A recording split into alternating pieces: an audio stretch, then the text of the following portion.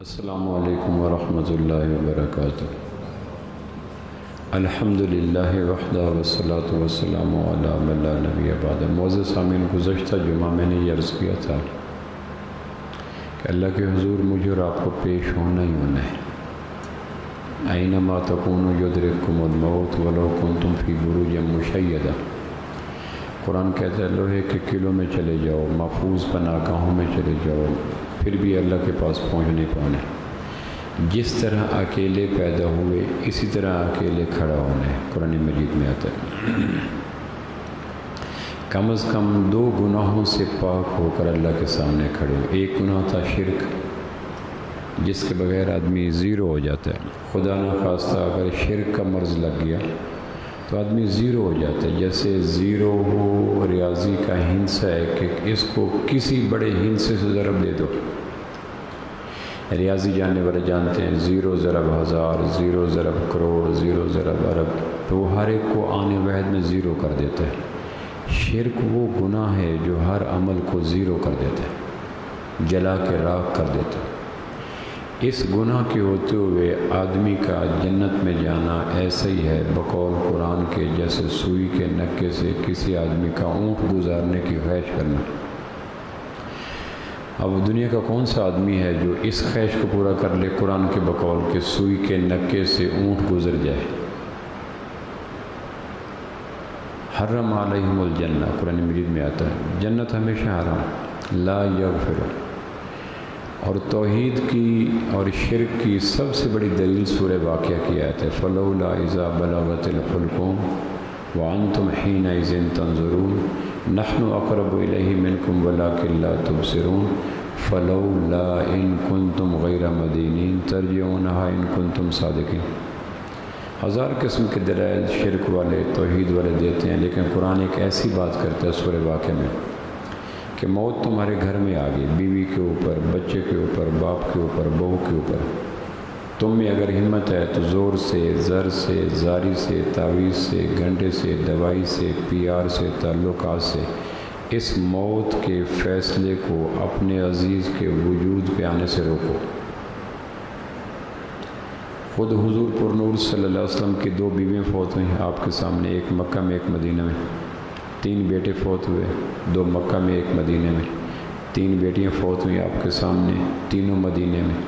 چچا فوت ہوئے، سسر فوت ہوئے، آپ کی آنکھوں سے آنسو بھی بہے، آپ کو ہچکی بھی لگی، آپ افسردہ بھی رہے، غمناک بھی رہے، لیکن موت کے فیصلے کے آگے یہی فرمایا تھا جب آپ علیہ السلام کا بیٹا ابراہیم فوت ہوا، چھوٹا بیٹا، لاسٹ ون، ماریہ قبطیہ کا بیٹا، 60 ہجری کے لگ بھگ پیدا ہوا۔ اس موقع فرمایا تھا ابراہیم اللہ کے حکم کے مقابلے میں محمد کچھ نہیں کر سکتا صلی اللہ تعالی علیہ وسلم۔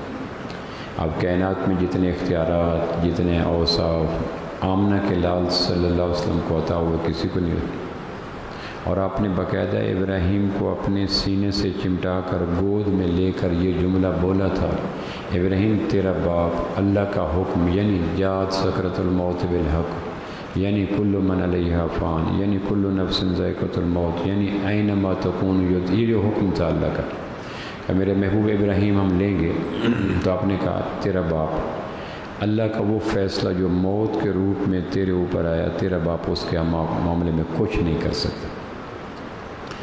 تو دنیا کا کوئی خطہ، کوئی قبیلہ، کوئی انسان، کوئی شخص ایسا نہیں ہے جس کو موت سے براہ راست واسطہ نہ پڑتا ہو، ماں کے روپ میں، باپ کے روپ میں۔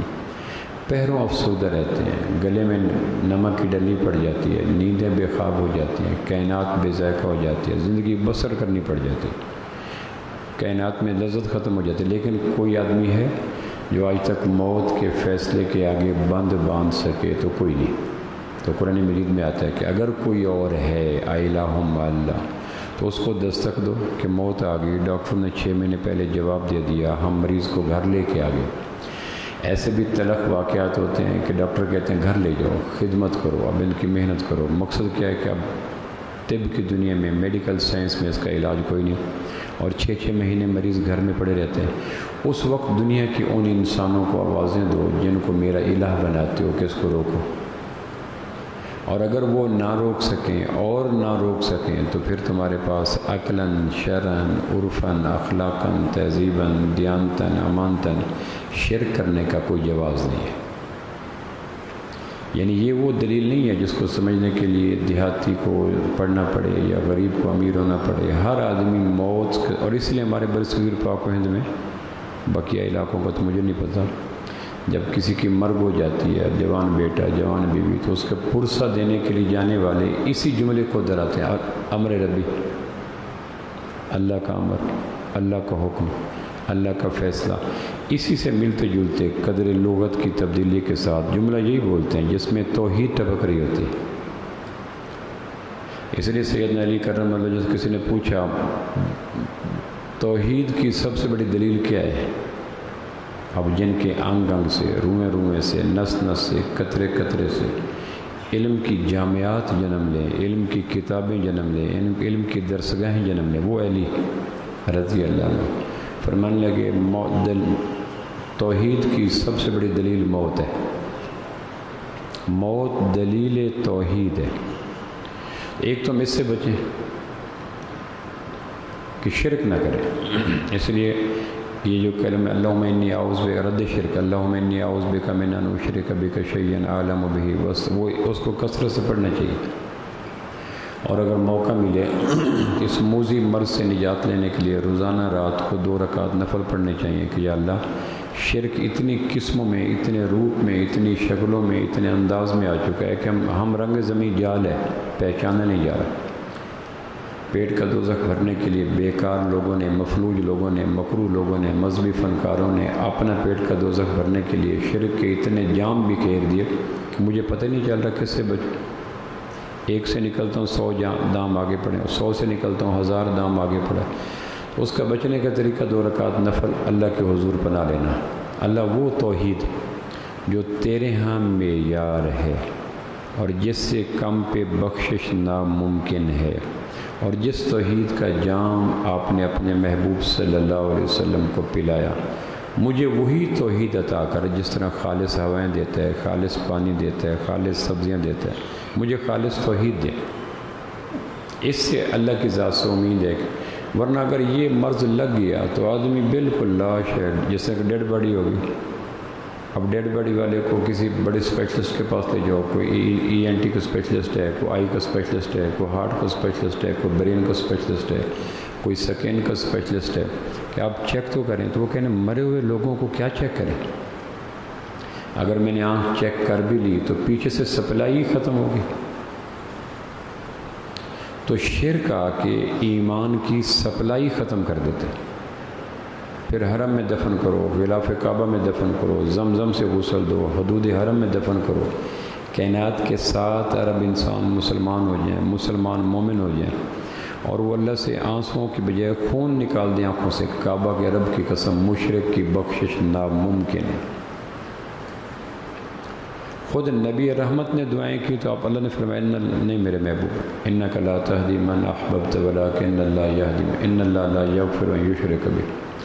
اتنا شدید، اتنا سنگین، اتنا ہولناک، اتنا کبھی، اتنا مردود، اتنا مقبوض، اتنا مغضوب جرم ہے کہ اس کے لیے تو آدمی سارا دن کوئی کام نہ کرے، صرف اسی جرم سے، اسی مرض سے بچنے کے اندر لگا رہے تو بھی کم ہے۔ اس دور میں یہ مرض بہت عام ہے، اور یہ مرض لگتا 3 طریقوں سے ہے۔ یہ ہاتھوں کے بنائے ہوئے صنم، جو کہ اللہ کا شکر ہے پاکستان میں نہیں ہے، یہ اب اللہ کے پیدا کیے ہوئے ایک مظہر فطرت سورج چاند ستارے، جو اللہ کے اللہ کا شکر ہے ہمارے یہاں نہیں ہے، یا نیک مرے ہوئے لوگوں کی قبریں۔ ان 3 جگہ سے یہ مرض کے لگنے کا اندیشہ ہوتا ہے۔ نبیوں کے علاوہ جتنا بڑا انسان ہے اس کے لیے دعائے مغفرت لازم ہے۔ اب دعائے مغفرت کیوں کون ہیں؟ مانگنے والے کم نیک ہیں، جس کے لیے مانگی جا رہی ہے وہ بڑے نیک ہے۔ اب تابعین سے کائنات بھر جائے، صحابہ کے برابر تو نہیں ہو سکتے۔ محمد بن سیرین رحمہ اللہ جو جنازہ پڑھا رہے ہیں انس بن مالک رضی اللہ عنہ کا، تو انس بن مالک ابن سیرین کی دعائے مغفرت کے محتاج تو نہیں ہے، وہ تو آمنہ کے لال کے شاگرد ہیں۔ مدینہ کی ساری زندگی حضور پر نور صلی اللہ علیہ وسلم کے نورانی چھاؤں کے نیچے گزاری۔ مدینہ آپ ہجرت کر کے آئے تو آپ کی ماں نے آپ کو حوالے کر دیا اللہ کے محبوب کے کہ یہ میرا بچہ آپ کو صبح دوپہر شام نہ کرے بغیر پے کے۔ کہنے کہ میں صبح نماز پہ آ جاتا، زور تک رہتا، زور کے بعد گھر بھاگ جاتا، چھوٹا سا بچہ تھا، گھر بھاگ جاتا، ماں سے کھانا کھا کے، عصر سے پہلے ماں جگاتی، جلدی جو اللہ کے محبوب نے وضو کرنا ہوگا، مسواک لینا ہوگا، پھر میں آ جاتا، پھر میں عشاء کے بعد تک جب آپ علیہ السلام کو نیند آ جاتی، میں کبھی مسجد نبی میں سو جاتا، کبھی اپنے گھر میں۔ تو جس کی کئی سینکڑوں راتیں دن اللہ کے محبوب کے روئے تابہ کو دیکھتے ہوئے آپ کی خدمت کرتے ہوئے، کیا وہ ابن سیرین جیسے تابعی کی دعائے مغفرت کا محتاج ہے؟ ابن سیرین جیسے پوری کائنات بھر جائے، انس بن مالک ان کی دعائے مغفرت کا محتاج نہیں ہے۔ پھر ابن سیرین نے دعا مانگی، جنازہ انہوں نے پڑھایا۔ یہ کیوں کیا؟ یہ ایک سمبولک ٹچ ہے کہ کوئی بڑے سے بڑا نیک آدمی بھی مرے، اس کے لیے مانگو، اس سے نہ مانگو۔ یہ ایک اصول ہے کہ اس کے لیے مانگو، اللہم اغفر لی حینا و میتنا، اس کے لیے مانگو، اس سے نہ مانگو۔ اس سے کیا مانگو؟ زندگی کا طریقہ مانگو، مسنون زندگی مانگو، اعمال صالحہ مانگو، اللہ کے قرب کے طریقے مانگو۔ اس سے اسوہ حسنہ کا تعلیم مانگو، اس سے نہ مانگو۔ تو یہ دعائے جنازہ دراصل عقیدہ توحید کے چراغ میں تیل ڈالنے والا عمل ہے کہ جب ہر ایک کے لیے مانگتے ہو تو پھر ان سے کیسے مانگو۔ دوسرا عمل جو آدمی کو ہمیشہ کا دوزخی تو نہیں بناتا، لیکن اس کے اعمال خسب سے بیکار، جیسے ایک دیمک لگ جائے ایک شہتیر کو، پیڑ کو دیمک لگ جائے یا آدم ذات کو غم۔ دیہاتوں میں پرانے زمانے میں شہتیر ہوتے تھے، گاڈر کی بجائے شہتیر لکڑی کے۔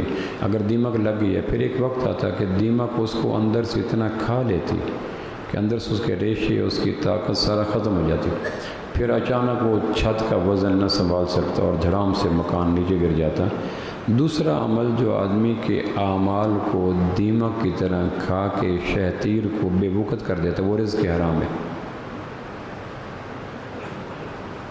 رزق حرام آدمی کو نچوڑ دیتا ہے، خوابوں میں بھاگنے والے آدمی کی طرح۔ قرآن مجید میں سورہ فرقان کی آیت نمبر 23 میں رزق حرام والوں کے لیے بڑی ایک عجیب بات کی گئی۔ سورہ فرقان قرآن کی سورت 25 نمبر، اس کی آیت اس کو اگر موقع ملے پڑھنے کا ترجمے کے ساتھ، تشریح کے ساتھ موقع ملے تو ایک ایک رکوع روزانہ قرآن کو ترجمے کے ساتھ سمجھ کے پڑھا کرے۔ اور امت کی اس ضرورت کو پورا کرنے کے لیے چیف جسٹس شرعی عدالت مفتی تقی عثمانی نے ایک ترجمہ لکھ دیا ہے، اس کا نام ہے آسان ترجمہ قرآن۔ ایک جلد میں ترجمہ بھی ہے، متن بھی ہے، ترجمانی بھی ہے، فوٹ نوٹ بھی ہے، سورت کا ہلکا سا تعارف بھی ہے، ایک جلد کے اندر آسان ترجمہ قرآن۔ اس کا ایک ایک رکوع پڑھنے۔ سورہ فرقان کی بعض آیتیں اتنی مجھے اپیل کرتی ہیں چونکہ میری فہم کم تر ہے، کم ترین ہے۔ سورہ فرقان کی آیت نمبر 2 مصنف ابن ابی شیبہ کی روایت ہے کہ اللہ کے محبوب صلی اللہ علیہ وسلم کے خاندان کا جب کوئی بچہ زبان کھولتا، فہم دستک دیتا، اچھے برے کی تمیز کرتا تو آپ صلی اللہ علیہ وسلم اس کو سورہ فرقان کی دوسری آیت یاد کرواتے۔ جب بچہ بولنے لگتا ہے یہ کون ہے بابا ہے، یہ کون ہے اماں ہے، یہ کون ہے بھائی ہے، یہ کون، یعنی جب اس کا شعور ہوتا، اس کو پہچان ہلکی سی ہوتی تو آپ سب سے پہلے اس کی پہچان کا استعمال کرتے، سورہ فرقان کی آیت نمبر 2 یاد کرواتے۔ آیت نمبر 2 کا مرکزی موضوع ہے ہی توحید۔ الذی لہ ملک السماوات والارض ولم یتخذ ولدا ولم یکن لہ شریک فی الملک وخلق کل شیء فقدرہ تقدیرا۔ توحید کے یہ آیت ایسا توحید کا جام ہے جو لبالب بھرا ہوا ہے۔ بچوں کو توحید کا جام پلاؤ تاکہ ان کے اندر گناہ کے احساس کم ہو جائے، خوف کم ہو، ڈپریشن کم ہو، تناؤ کم ہو، پریشانی کم ہو۔ اسی صورت کے اندر وہ آیت موجود ہے جو سب سے بڑی FIR ہے مسلمان کے اوپر قیامت والے دن۔ جس طرح تعزیرات پاکستان میں سب سے خوفناک دفعہ 302 ہے، تعزیرات شریعت میں سب سے خوفناک دفعہ سورہ فرقان کی وقال الرسول یا رب ان قوم اتخذوا ھذا القرآن مہجورا۔ اسی صورت میں میرے رب، میری قوم نے قرآن کو منہ پھیر لیا تھا۔ اسی صورت کے اندر وہ سب سے بڑی خوبصورت دل آویز حسرت اور تسلی آمیز آیت ہے، الا من تاب وآمن وعمل عملا صالحا फ़ौलाइका युबद्दिलुल्लाहु सय्यातिहिम हसनात व कान अल्लाहु गफूरर रहीमा। घबराओ मत, गुनाह आसमानों तक चले जाएं, तौबा करो, हम सारे गुनाहों को माफ़ नहीं करेंगे, मकबूल नेकियां बना देंगे।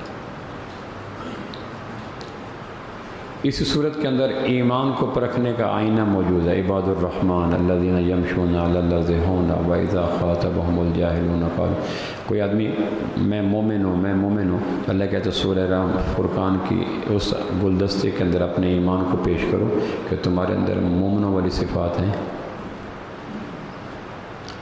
इस सूरत के अंदर बुरे दोस्तों की मज़म्मत की गई है। यौम यअज़्ज़ु ज़ालिमु अला यदैहि यक़ूल या लैतनी इत्तख़ज़्तु मिर्रसूल सबीला या वैलता लैतनी लम अत्तख़िज़ फ़ुलानन ख़लीला लक़द अज़ल्लनी अनिज़्ज़िक्रि बअद इज़ जाअनी। क़यामत वाले दिन आदमी अपने हाथों को काट के कहेगा काश मैं फ़लाँ को दोस्त न बनाता, उसने मुझे बद अख़लाक़ियात पे, झूठ पे, चोरी पे, गुनाह पे, शराब पे, ज़ना पे, बदइत्मीनानी लगाया था। बड़ी खूबसूरत सूरत है सूरह फुरकान। इसकी आयत नंबर 23 वक़दिमना इला मा अमिलू मिन अमलिन फ़जअलनाहु हबाअम मंसूरा। हराम कमाने वाले हमारे पास बड़े बड़े अमाल लेके आएंगे। हमने हज किए थे, उम्रे किए थे, रोज़े रखे थे, इन्फाक किए थे, दस्तरखान बिछाए थे, रिफ़ाए अम्मा के काम किए थे, मसाजिद में कुरान रखे थे, मसाजिद की जगह लेके दी थी, मसाजिद के मीनार बनाए थे। अहलुल्लाह के बड़े बड़े हराम कमाने वाले जिनकी कमाई मशकूक है, उनको सूरह फुरकान की आयत नंबर 23 उनके ऊपर एटम बम बन के गिरती है। इस आयत को पढ़ना चाहिए मेरे पास, चूँकि हमारे मुल्क में ज़राए आमदन 5 हैं, या लोग ज़राअत से कमाते हैं, या तिजारत से कमाते हैं, या सनत रफ़त से कमाते हैं, या मुलाज़मत से कमाते हैं, या हुकूमत से कमाते हैं। 5 ज़राए मुआश हैं हमारे मुल्क में। इस्लाम ने छठा भी मुतारफ़ करवाया। सूरत तलाक़ की आयत नंबर 2 में आता है वमन यत्तक़िल्लाह यजअल लहू मख़रजा व यरज़ुक़हू मिन हैसु ला यहतसिब। कुछ लोग कमाते हैं ज़राअत से, कुछ कमाते हैं तिजारत से, कुछ कमाते हैं साइंसी इजादात से, कुछ कमाते हैं मुलाजमत से, कुछ कमाते हैं हुकूमत से। ऐ ईमान वालों, ये तो कमाई के ज़रिए कामन है। ये दहरियों में भी हैं, यहूदियों में भी हैं, ईसाइयों में भी हैं, कादियानियों में भी हैं, राफ़िज़ियों में भी हैं, मुसलमानों के अंदर भी हैं। लेकिन एक तुम्हारा ख़ास है, वो है तक़वा इख्तियार करो, तुम्हें वहाँ से दूँगा जहाँ से गुमान नहीं होगा। सूरह तलाक़ आयत नंबर 3 का पहला है वमन यत्तक़िल्लाह यजअल लहू मख़रजा व यरज़ुक़हू मिन हैसु। ये ज़रिए मुआश बंद है। पाकिस्तान में ज़राअत के ज़रिए भी लोग कमा रहे हैं, तिजारत के ज़रिए भी कमा रहे हैं, सनत रफ़त के ज़रिए भी कमा रहे हैं, मुलाज़मत के ज़रिए भी कमा रहे हैं, हुकूमत के ज़रिए भी कमा रहे हैं। और ये 5 ज़राए मुआश, कौम शुएब के पास तिजारत थी, कौम सबा के पास ज़राअत थी, कौम फ़िरौन के पास हुकूमत थी। इस तरह ये बाकी कौमों ने लिए हुए थे। इस्लाम ने एक नया ज़रिया मुआश मुतारफ़ कराया, तक़वा इख्तियार करो। और तक़वे की पहली शर्त है तौहीद और दूसरी शर्त है रिज़्क़ हलाल। दुकान पे लगाओगे दुकान से आएगा, ज़मीन में बिखेरोगे ज़मीन से आएगा, मुलाजमत करोगे मालिक देगा, इक़्तिदार की राहदारी में जाओगे तुम ख़जाने से लोगे। लेकिन तक़वा तो एक गैर पैदावारी काम है।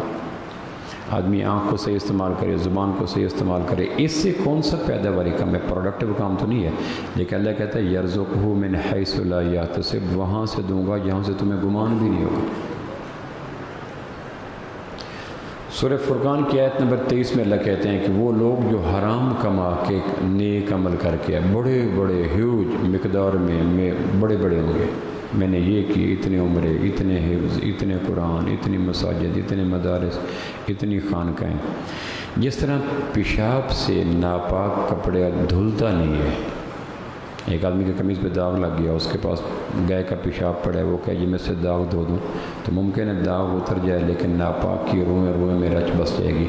हराम कमाई से किया हुआ कोई अमल काबिल कबूल होता नहीं। दूर से लगता है बहुत बड़ा अमल है, लेकिन क़दिमना सूरह फुरकान आयत नंबर 23 वक़दिमना इला मा अमिलू मिन अमलिन फ़जअलनाहु हबाअम मंसूरा। अल्लाह कहता है मैंने कब कहा है कि बड़े बड़े मिकदार के लेके आओ, थोड़ा लाओ, हलाल लाओ। एक साहबी ने 1 मुट्ठी जौ दी, एक साहबी ने 1 मुट्ठी खजूर दी, तो अल्लाह के यहाँ वो ओहद पहाड़ से अल्लाह के नबी ने फरमाया वज़नी होगी, चूँकि रिज़्क़ हलाल थोड़ा बढ़ जाता है, हराम बढ़ता नहीं। कुतिया कितने बच्चे देती है साल में, और कुतियों को कौन खाते हैं?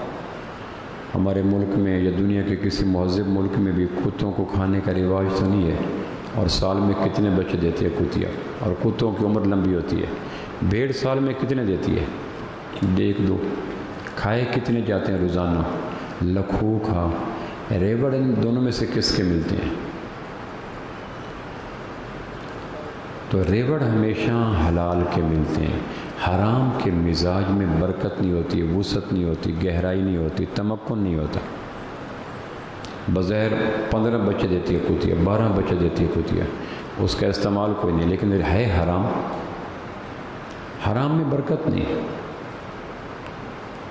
کانٹے کا مزاج چبھن ہے، زہر کا مزاج موت ہے، تیزاب کا مزاج ڈی شیپ کرنا ہے، اور حرام کمائی کا مزاج آدمی کو اندر سے مسلسل بے چین رکھنا ہے۔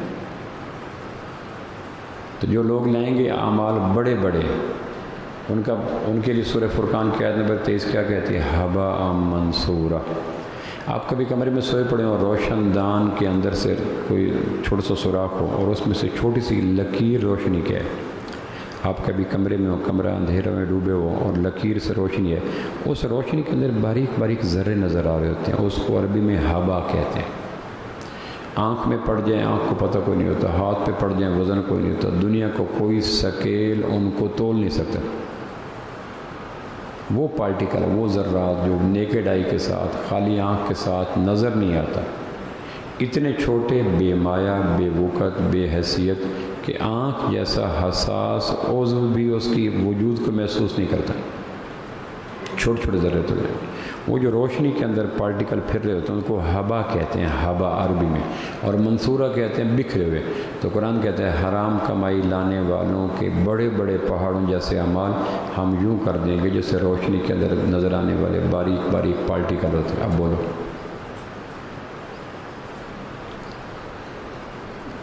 جلنا ہباء منصورا۔ اس لیے اللہ نے کب کہا ہے کہ حرام کما کر زیادہ دو؟ اللہ کہتے ہیں حلال کما کر تھوڑا دو۔ رزق کمانا عین عبادت ہے کہ نہیں؟ رزق حلال کمانا عین عبادت ہے۔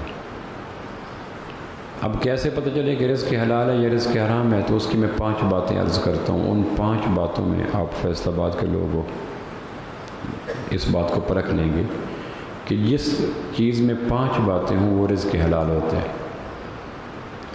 کچھ پرندے ایسے ہیں جن کا شکار حلال ہوتا ہے، کچھ جانور ایسے جن کا شکار، کتے شکار کے لیے لوگ رکھتے ہیں، شہباز رکھتے ہیں، فالکن رکھتے ہیں، باز رکھتے ہیں، ان کے ذریعے شکار کرتے ہیں۔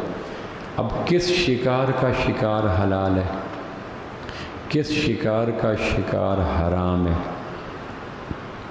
علامہ یوسف قرضاوی مصر کے عالم میں، ان کی میں کتاب پڑھ رہا تھا، اسلام میں حلال و حرام، ترجمہ عربی میں کچھ اور ہے، بڑی ضخیم کتاب ہے۔ وہ کہتے ہیں آپ نے ایک کتا چھوڑا، وہ سیکھا ہوا تھا، شکار کے احکام سیکھا ہوا تھا۔ یعنی آپ اندازہ کریں علم کتنی بڑی طاقتور چیز ہے کہ کتا اگر اپنے شعبے کا علم سیکھ لے، اس کے شعبے کا علم کیا ہے کہ شکار کو پکڑنے کا طریقہ، یہ اس کا شعبے کا علم ہے۔ باقی پوری کائنات کا علم اس کے پاس نہیں ہے، اتنا علم کہ میں نے ہرن کو، خرگوش کو کیسے پکڑنا ہے۔ کتا اگر اپنے شعبے کا علم سیکھ لے اور پھر وہ کسی جانور پہ جھپٹے اور وہ جانور مر جائے تو اس کے منہ کا مرا ہوا مومن کے لیے حلال ہے۔ علم کی طاقت دیکھیں، یہ علم کی طاقت ہے کہ کتے کے احکام بدل جاتے ہیں، اور اگر مومن میں علم آ جائے تو ہمیں تو کہا گیا نا گاڑی کے ساتھ طاقت ہے، فیکٹری کے ساتھ طاقت ہے، گریڈ کے ساتھ طاقت ہے، قوم کے ساتھ طاقت ہے، گھر کے ساتھ طاقت ہے، یورپین ممالک کی مصنوعات کے ساتھ طاقت ہے، بینک بیلنس کے ساتھ طاقت ہے۔ یہ تو ایسے ہی جیسے تمناؤں میں الجھایا گیا ہوں، کھلونے دے کے بہلایا گیا ہوں۔ طاقت علم ہے۔ فرشتوں کو ناز تھا اپنی عبادت پر، تو اللہ نے اس عبادت کے توڑ کے لیے ابا آدم کو کون سا چیز دی؟ برادری دی، سونا دیا، گریڈ دیے، زمین دیے، بلند و بالا مکانات دیے۔ یہ قرآن کے پہلے پارے کی پہلی صورت میں ابا آدم کے فرشتوں پر فضیلت کا ذریعہ بتایا، علم آدم الاسماء۔ ہم نے آدم کو علم دیا جس کے بنا پہ فرشتے عملاً سجدہ ریز ہو گئے۔ تو کتا اگر برتن میں منہ ڈال لے تو بخاری کی روایت ہے 7 دفعہ دھو برتن کو پھر استعمال کرو۔ اس نے پکڑا نہیں، کاٹا نہیں برتن کو، اس نے اپنے دانت داخل نہیں کیے، زبان پھیر لی۔ اور جانور کو جب پکڑ کے لایا، وہ ہرن کو پکڑ کے لایا، خرگوش کو پکڑ کے لایا، اس نے دانت گاڑ دیے اندر، زبان بھی گئی، دانت بھی گیا، لعاب بھی گیا، پنجے بھی گئے، ادھیڑ دیا اس نے۔ جب پکڑا اس نے تو اس نے پنجے بھی مارے، دانت۔ تو کتنا کتا ان ہو گیا جانور کے اندر، اور وہ مر گیا۔ مالک کے پاس لایا تو وہ مر چکا تھا، اور دانت اس کے خرگوش کے اندر گڑے ہوئے تھے، اور اس کے پنجے اس کے وجود کے اندر اترے ہوئے تھے، اور اس کی زبان اور اس کے منہ اس کے وجود میں لیکن یہ حلال ہے مومن کے لیے، چونکہ کتا صاحب علم ہے۔ یعنی اس کے بعد بھی اگر ہمارا ذوق علم کی طرف نہ جائے تو پھر سورہ اسرافیل ہی ہے، اور تو کچھ نہیں۔ کیوں میاں صاحب؟ اس کے بعد بھی اگر ہم کہیں کہ علم کی طرف توجہ نہ مڑے تو پھر سورہ اسرافیل ہے۔ دیہات میں ایک پیر صاحب گئے کسی مریدوں پہ حملہ کرنے کے لیے، وہ جو تو آگے دیکھا تو گھر میں تھا کوئی نہیں، چھوٹی سی بچی۔ اس نے بڑی کوشش کی دیہاتی مرغا پکڑنے کی، تو مرغا پکڑنا گیا، دیہاتی مرغا تھا، برائلر تو تھا نہیں۔ تو اس نے جب دیکھا دائیں بائیں درختوں پہ، چھتوں پہ، دیواروں پہ، کھیتوں میں، پھر تنگ آ کے اس نے آ کے دال پکا دی پیر صاحب کے لیے۔ اب پیر صاحب کے لیے دال تو پیر صاحب کو 302 ہے، ایسے جیسے کوند چھری سے پیر صاحب کو ذبح کر دے۔ جس نے نور دینا ہے، ہدایت دینی ہے، تعلیم دینی ہے، تربیت دینی ہے، آخرت میں بخشش کروانی ہے، اس کو اگر دال دی جائے تو اس کا غصے میں آنا تو ایک فطری سی بات ہے۔ جس سے اتنی فیور لینی ہے تو اس نے ڈرتے سہمتے لرزتے آ کے کہا، پیر صاحب ماں باپ گھر میں نہیں ہے، مرغا بے وقوف قابو نہیں ہے، آپ کے لیے دال پکائی ہے، خلیفوں کے لیے کیا پکاؤں؟ اس نے کہا ان کا مکالہ کر۔ اگر پیر کے لیے دال ہے تو خلیفوں کا منہ کالا کر دے، اس کے بعد کیا ہے؟ بات سمجھے؟ کتے کی اس مثال کے بعد اگر ہمارا ذوق علم کی طرف نہیں مڑتا تو کیا کیا جائے؟ پھر بھی اگر ہم کہتے ہیں دام بنائے کام، پیسہ بنائے کام، رشوت بنائے کام، سفارش بنائے کام، تو پھر منہ کالا کرنے والی بات اور کیا ہے کہ کتے کا بچا ہوا ہمارے لیے حلال ہے۔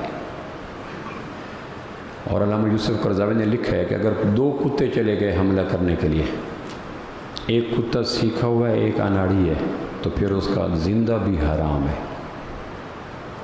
پھر اس کو میں عرض کرتا ہوں، 2 کتے چلے گئے، اپنے جنگل میں لے گئے، سامنے ہرن نظر آیا، آپ نے چھوڑا، تو ایک کتا وہ تھا جو اس نے علم سیکھا ہوا تھا، ایک کتا وہ تھا جو اناڑی تھا، لٹر تھا، آوارہ تھا۔ اب کوئی پتہ نہیں کہ حلال جانور پہ حملہ کس کتے نے کیا، اس لیے وہ شکار حرام ہے اگر وہ لے کے پکڑ کے آئے، چونکہ جاہل نے پکڑا ہے۔ تو جاہل کتا ہو تو اس کا شکار مشکوک ہو جاتا ہے، اور جاہل تاجر ہو، جاہل ملازم ہو، جاہل کاشتکار ہو، جاہل افسر ہو، جاہل حکمران ہو۔ اس لیے تو قرآن کہتا ہے اولئک کالانعام بل ھم اضل، یہ لوگ جانوروں سے بدتر ہیں، چونکہ جانوروں کا قصور تو کوئی نہیں۔ تو جس پرندے کا شکار حلال ہے اس پرندے میں 5 باتیں ہونی چاہیے تو شکار حلال ہے۔ انہی 5 باتوں کے آئینے میں میں اور آپ اپنا رزق ڈھونڈتے جائیں، کیونکہ دنیا کے 8 ارب انسانوں کو رزق کے لیے کچھ نہ کچھ کرنا ضرور پڑتا ہے۔ وہ جو میں نے 5 معروف طریقے کمائی کے بتائے بالعموم وہی ہیں، تو ان 5 میں سے کوئی نہ کوئی لیں گے۔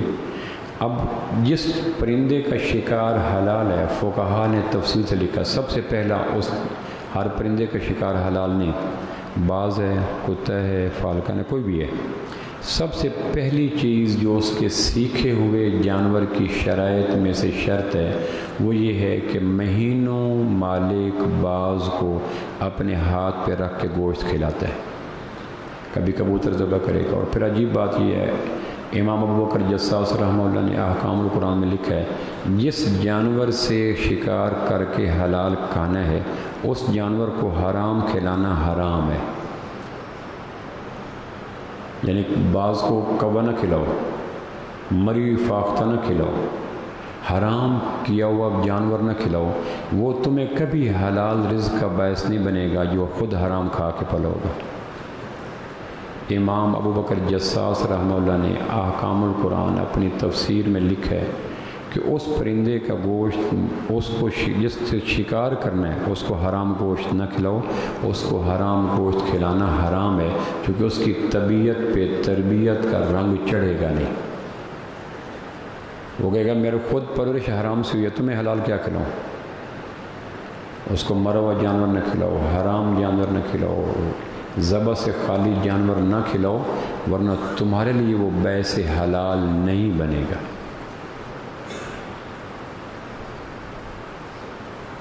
تو پہلی شرط یہ ہے کہ مالک مہینوں بعض کو کبوتر ذبح کر کے کھلائے گا، فاختہ ذبح کر کے کھلائے گا، بکرا ذبح کر کے کھلائے گا، گوشت لا کے کھلائے گا۔ یہ کیوں کھلا رہا ہے؟ یہ دراصل بعض کا مالک سیکھے ہوئے اس جانور کو یا پرندے کا یقین درست کر رہا ہے کہ تمہارا پالنے والا میں ہوں، ہوا کے پرندوں کا گوشت نہیں ہے۔ ابھی تمہارے پر اس قابل نہیں ہے کہ ہوا میں اڑیں، ابھی تمہارے پر اس قابل نہیں ہے کہ جا کے دور سے جا کے چکور کو، تلیر کو، فاختہ کو پکڑ کے لیں، لیکن تمہیں گوشت مل رہا ہے تازہ فاختہ کا، تازہ تیتر کا، تازہ بٹیر کا۔ تو یہ دراصل روزانہ کھلا کھلا کے اس کے لاشعور میں، اس کے ڈی این اے میں، اس کی نس نس میں، اس کی نفسیات میں یہ بات مالک ڈال رہا ہے کہ تمہارا پالنہار میں ہوں۔ تمہارے رزق کا تعلق ہوا کے پرندوں کے گوشت کے ساتھ نہیں ہے، دریا کی مچھلی کے ساتھ نہیں ہے۔ اگر میں تیرے پہ راضی ہوں تو تمہیں یہ ساری چیزیں بغیر محنت کے ملتی رہیں گی۔ پروردگار ہر حلال کمانے والے تاجر کا، ملازم کا پہلا یقین یہ ہے کہ اس کا صفت ربوبیت پکا ہو، میرا رب اللہ ہے۔ ماں کے پیٹ میں کیا کام کیا؟ کوئی نہیں۔ ولادت کے بعد کیا کام کیا؟ کوئی نہیں۔ ہمارے برصغیر پاکستان میں تو 20 سال تک، 15 سال تک کوئی کام نہیں کرتے، پڑھائی کا زمانہ ہے، کوئی نہیں۔ تو یہ سارا زمانہ تمہیں پھل، سبزیاں، گوشت، مکان، گھر، چھت، پنکھا، ہوا، جوتے، کپڑے، ڈرائی فروٹ ملتے رہے کہ ان کا سبب کس نے بنایا؟ وہ ماں جو پڑوسن کو ایک پلیٹ نہیں دیتی، وہ ماں جو پڑوسن کے بچے کو پیار کرنے کو تیار نہیں ہے، تیرے لیے تو جب روئے وہ سو نہیں سکتی۔ یہ احساسات کا دھارا اور محبتوں کا ابلتا و چشمہ یہ کس نے رکھا؟ تو یہ میکنزم، یہ سسٹم میں نے کیا۔ تو اللہ ہر کمانے والے کو کہتا ہے اپنا صفت ربوبیت پکا کرو، تمہارا پالنے والا میں ہوں۔ وَفِي السَّمَاءِ رِزْقُكُمْ وَمَا تُوعَدُونَ، تمہارا رزق آسمانوں میں اور ہم تم سے وعدہ کرتے ہیں تمہیں دیں گے۔ قرآن مجید میں سب سے زیادہ جو اللہ کے صفاتی نام استعمال ہوئے ہیں اللہ کے علاوہ، ان میں ٹاپ پہ ناموں میں سے ایک نام رب ہے۔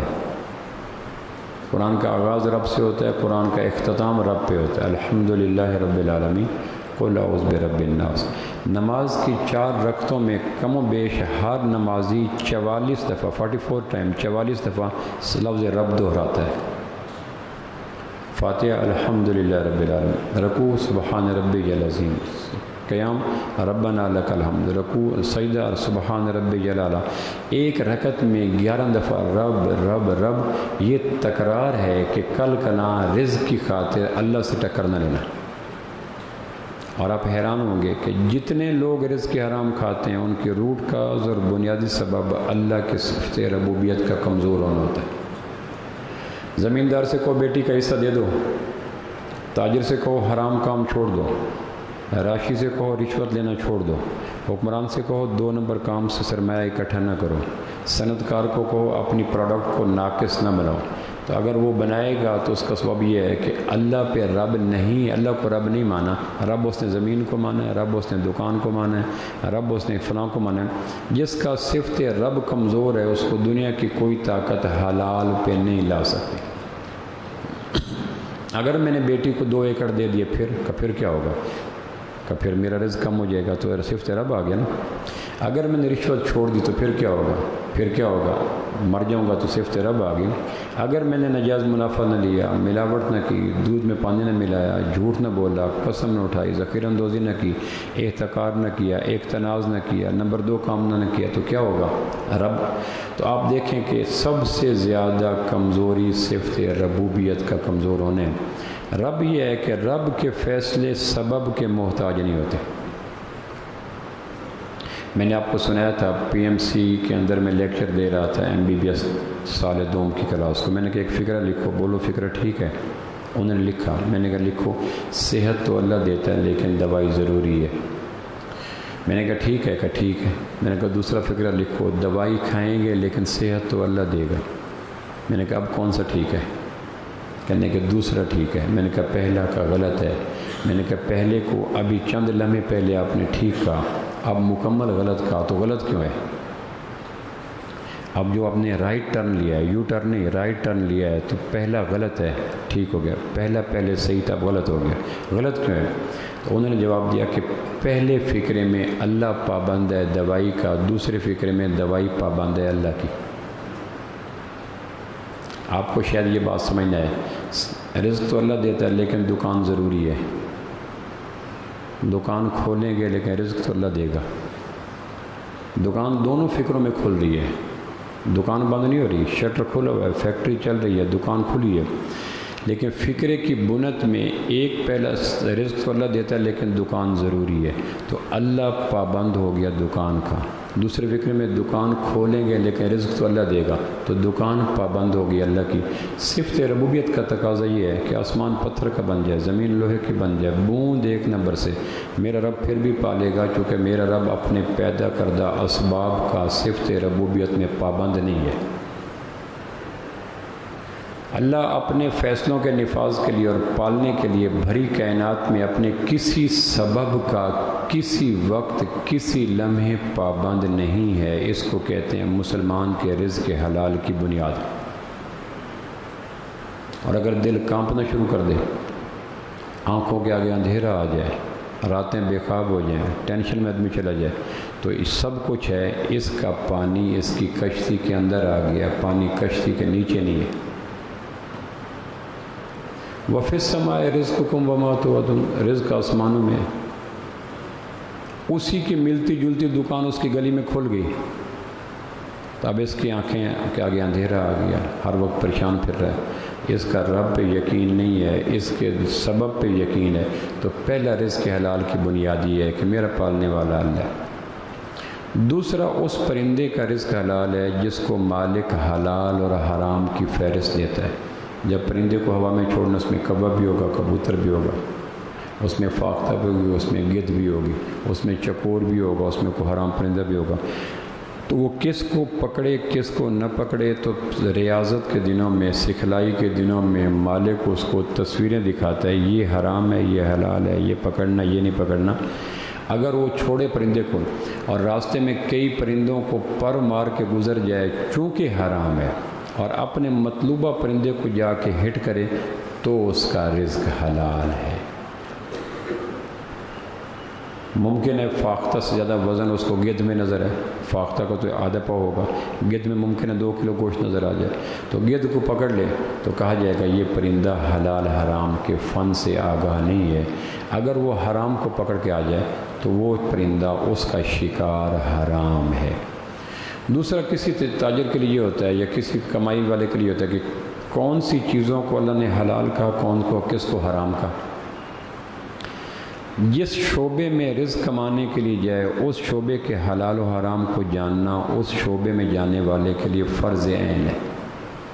صرف یہ نہیں کہ گز چلانا, لائٹ جلانا, کسٹمر کو گھیرنا, جی حضوری کرنا, مصنوعی خوشامد کرنا, پیسے کمانے کے لیے بچھنا جھکنا, جی حضوری کرنا, یہ نہیں.